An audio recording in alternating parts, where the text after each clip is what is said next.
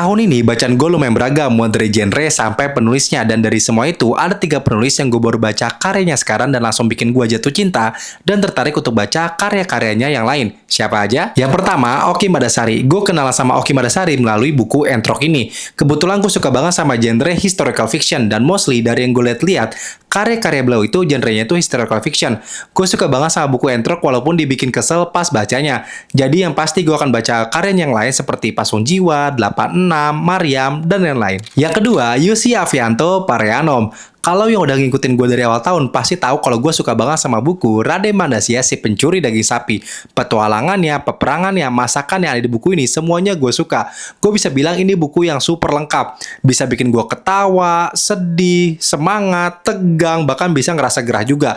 Dan sudah pasti gue akan baca spin-off-nya yang berjudul Pengantin-Pengantin Loh Kitua. Yang gue suka dari karya Pak Yusi yaitu pemilihan diksinya yang menurut gue indah banget. Gue nggak pernah denger sebelumnya. Karena itu, pas baca bukunya, gue ngerasa kayak masuk ke dunia yang berbeda. Dan yang terakhir, J.S. Hairen. Siapa sih yang gak kenal sama penulis satu ini? Dan sudah bisa ditebak, gue berkenalan dengan karya beliau melalui buku Dompet Ayah Sepatu Ibu. Novel ringan tapi penuh makna. Gue suka bagaimana Bang Hairen mengawali setiap bab dengan bait-bait yang sangat relate. Dan karena itu gue tertarik untuk baca karyanya yang lain, terutama yang judulnya itu Bungkam Suara. Ya, you know lah kenapa gue pengen baca buku itu. Nah, itu dia 3 penulis yang bikin gue jatuh cinta pada karya pertama. Kalian ada sama kayak gue atau justru ada yang lain? Yuk tulis di kolom komentar di bawah. Oke, sekian untuk hari ini and keep reading!